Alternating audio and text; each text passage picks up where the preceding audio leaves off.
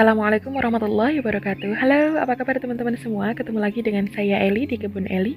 Nah, teman-teman, kali ini saya akan sharing tentang tanaman cantik tapi yang masih underrated. Jadi harganya masih sangat ekonomis, cocok untuk kita, yaitu Epicea. Nah, kita kenalan dulu yuk. Epicea ini memiliki julukan African Flame.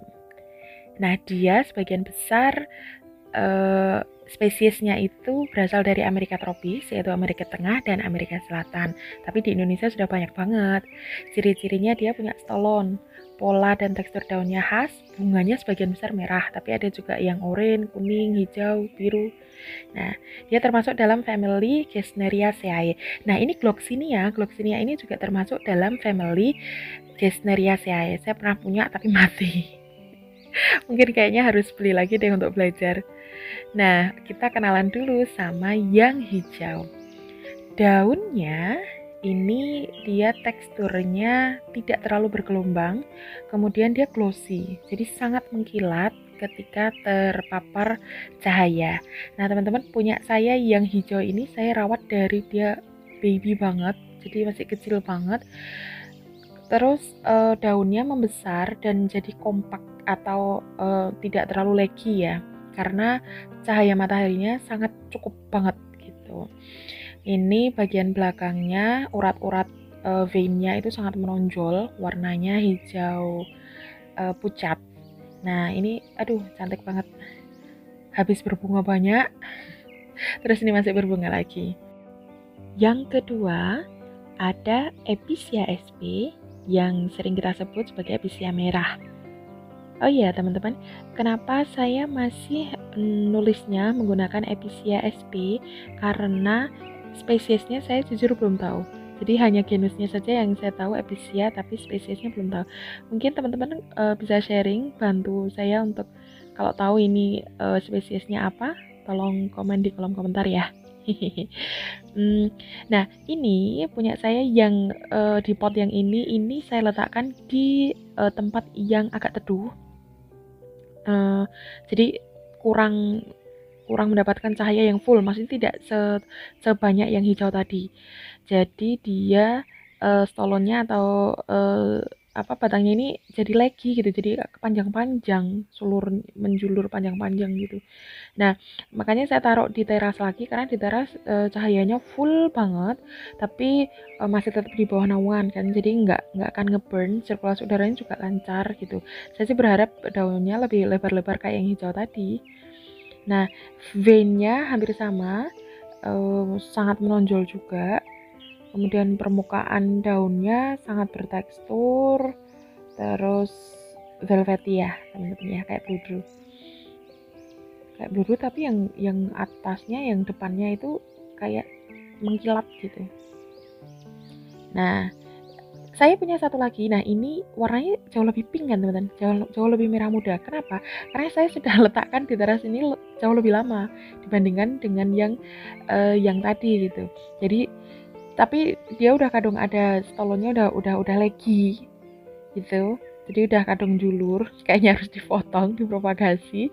Nah, karena dia dapat cahaya dan mungkin suhunya juga agak lebih panas ya, jadi warnanya dia agak sedikit memudar, tapi jatuhnya jadi pinknya cantik banget. Terus si tengahnya, bagian tengahnya itu keluar kayak warna hijau silver gitu, cantik banget.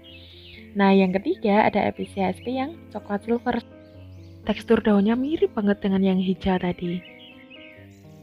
Mungkin nama coklat silver itu karena bagian pinggirannya itu warnanya emang coklat, yang tengahnya itu seperti silver kehijauan atau hijau ke silveran. Ya, ini cantik sekali. Dia agak sedikit lebih tipis ya jika dibandingkan dengan yang hijau dan yang merah tadi. Sedikit sih, tapi tidak terlalu signifikan, atau mungkin karena dia agak kurang nutrisi kali ya. Kurang tahu juga. Nah, yang ini, yang Epicea cupreata ini dia tekstur daunnya paling kaku, paling tebal. Kemudian dia emang beda sendiri dibandingkan dengan yang lain, gitu. Ya. Nah, dia permukaannya tuh lebih bergerindil-gerindil kasar gitu loh teman-teman. Kalau yang 3 tadi kan dia lebih halus. Nah kalau yang ini dia lebih tajam. Terus dia kayak lebih kokoh gitu loh. Kayaknya ya.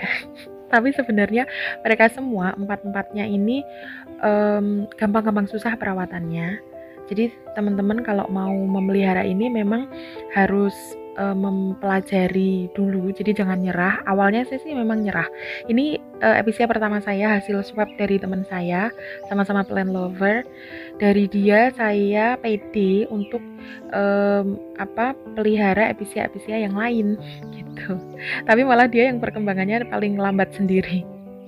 Yang lainnya lebih cepat growing up, tapi dianya agak lebih lambat. Nah, untuk propagasi dan perawatan nih, ini yang penting.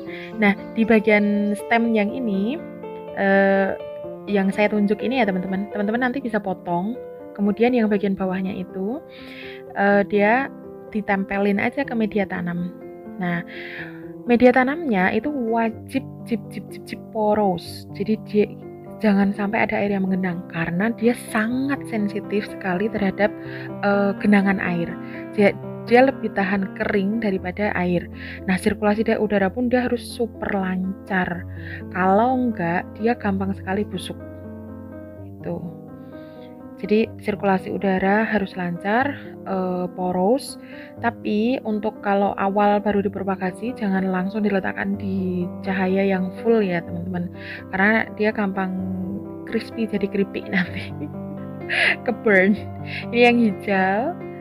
Nah itu juga sama perawatannya. Jadi ingat medianya harus super poros, bisa pakai campuran apa saja, yang penting poros.